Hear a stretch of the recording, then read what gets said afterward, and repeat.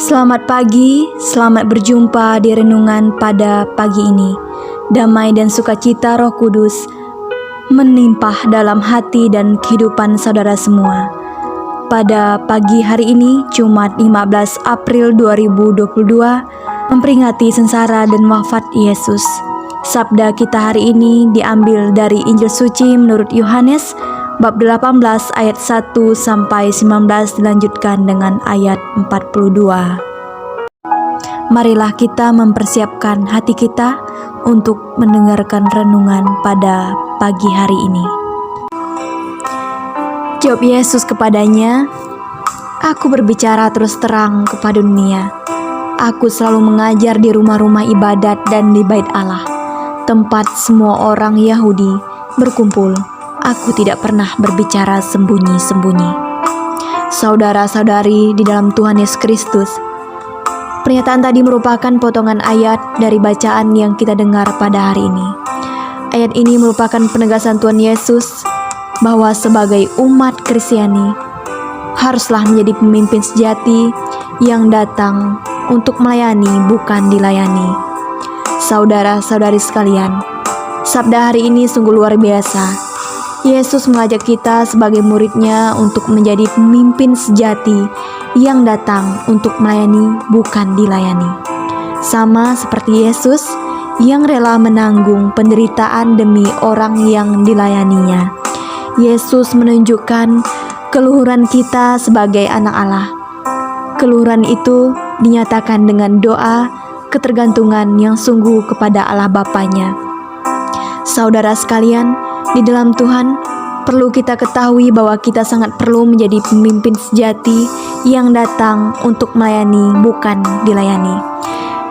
Di dalam permenungan kita pada hari ini, Tuhan ingin memberikan penegasan kepada kita bahwa menjadi seorang pemimpin haruslah memiliki mentalitas melayani, rela berkorban, sederhana, rendah hati, dan berpendirian teguh serta berpegang teguh pada prinsip kebenaran.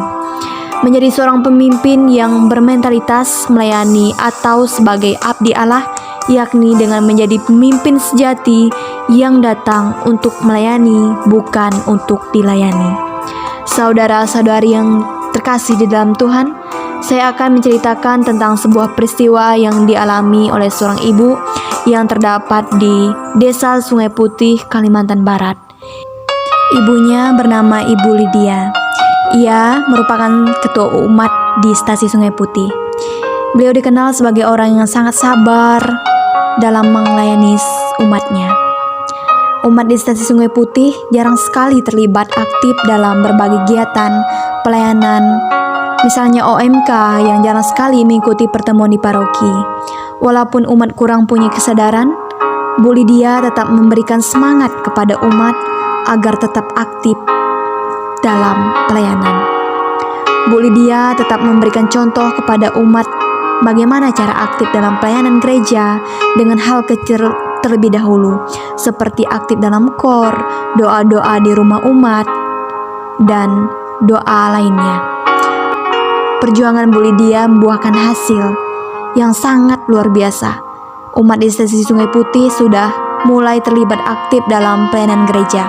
Melalui pengalaman dari Bu Lydia ini, Tuhan ingin menegaskan kepada kita sebagai umatnya untuk menjadi seorang pemimpin sejati yang datang untuk melayani, bukan untuk dilayani.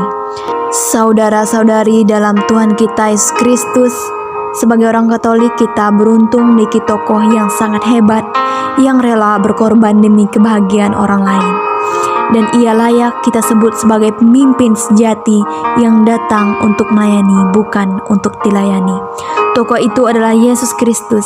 Ia rela menanggung sengsara hingga wafat semata-mata demi kesetiaannya kepada Allah dan demi kecintaannya kepada manusia.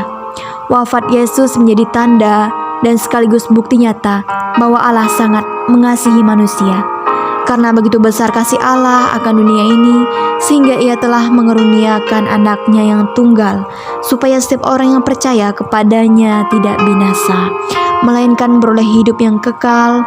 Sebab Allah mengutus anaknya ke dalam dunia bukan untuk menghakimi dunia, melainkan untuk menyelamatkan oleh Dia. Kisah dari Injil hari ini mengajarkan kepada kita sikap melayani dan rendah hati, di mana Yesus telah memberikan contoh dan teladannya bagi kita dengan mengorbankan diri. Kita akan menerima kehormatan dan kemuliaan kelak bersamanya dalam kehidupan kekal. Saudara-saudari yang terkasih, mengingat kembali pengalaman yang dialami Bu Lydia. Dari dia kita belajar bagaimana selalu bersabar dan rendah hati dalam melayani umatnya yang kurang aktif, sampai di mana umatnya bisa terlibat aktif. Di sini kita ditegaskan untuk melakukan tugas panggilan dengan sebaik mungkin.